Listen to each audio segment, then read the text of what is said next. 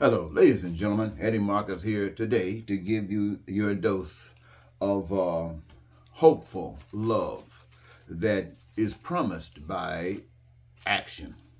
I took a couple of notes on today, and I wanted to see if these, with some information, kind of scrub you a bit and loosen that craziness that we have. Do you recall when you were watching television and someone does something nice for a person and how excited they become? Say you find a guy who perhaps own a business and he walks down the street and sees somebody that, let's say a bum, and give them a great gift, how happy they are. Or somebody in a restaurant who in a desperate situation and get a great big tip. And you know how it makes you feel so good. You wish you could have been able to give that tip or to receive that tip. Boy, so that tells you something that there are some things that needs to be done because when people watch that, they often say, woo, one way or the other. I wish I could have been in that situation. Do you remember how you feel when you hear somebody say, that's mine? Oh, that's mine. That's ours. You know how you feel? You know how you feel when you hear somebody says, why don't you go back to your country? Why don't you go back to where you come from? Or hear people say, why are you giving it to them when we can use it? You know how negative that makes you feel? That doesn't bring the same kind of joy to you that you feel when you see somebody giving something or somebody receiving something out of love or appreciation. So what you're dealing with is one doing something in love and appreciation, the other one is doing something in disgust. Can't stand it, greed. Well, what we are experiencing, ladies and gentlemen, is that some people know God as a God of love. I mean, literally, some people know God as love, peace, prosperity, freedom, joy, dreams fulfilled, not suffering for anything, food, clothing, shelter, education, health care, nothing. You're not suffering. It's a beautiful life. Some people know God as some people got, some people don't. In order to maintain that, you have to lie, you have to cheat, you have to steal. You have to go through all these kinds of situations, hatred and racism. And these things do happen, ladies and gentlemen. And then at the same time, when you live in certain countries, you'll find people who want to hide the truth. They want to bury the truth. It's been happening all over the world. I think right now in America, some of the states or some of the citizens of certain states want to burn books. Now, you've read in stories where in other parts of the world, people were banning books, burning books, and you looked at them and said, wow, what's going on? And now I want you to know what's going on was the same. What's going on?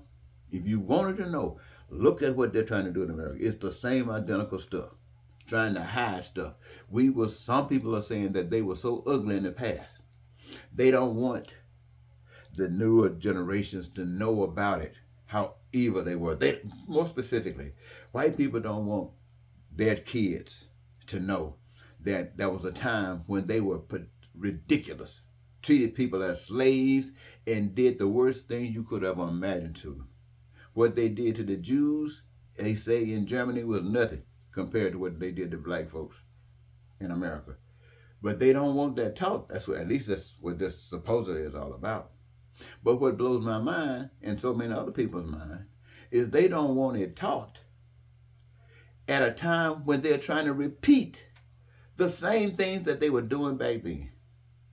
So now here's where you see they didn't learn anything. Trying to hide. This is what Jim Crow. This is what second class citizens. This is what all of the stuff is about. Trying to hide it. Not trying to get rid of it, but trying to hide it. Well, these are the kinds of things that you have to deal with in this life. But there are those, my friends. I remember I had made a note last night, and made a presentation, but I forgot to include that note. It says, oh yeah, certain people in America today want a civil war. They're talking about killing. They're talking about maiming. They're talking about destroying. In their Bible, people like that, they call them demonic. They call them devils, come to kill and destroy. You see, God has a way of dealing with things that has nothing to do with people doing what God said do not do. Thou shalt not kill.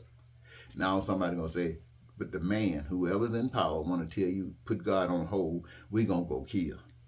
This is what the world is made of. That is why things are so different, ladies and gentlemen. So when you hear people say, America says that we need a civil war, those people who are raging out trying to get a civil war, those are evil people. Those are people who don't know God, and they do whatever what they can to survive. And to them, survival is killing everybody else that's not like them. Survival to them is killing everyone else that's not like them. They want the civil war. Civil war. But let me tell you something, ladies and gentlemen.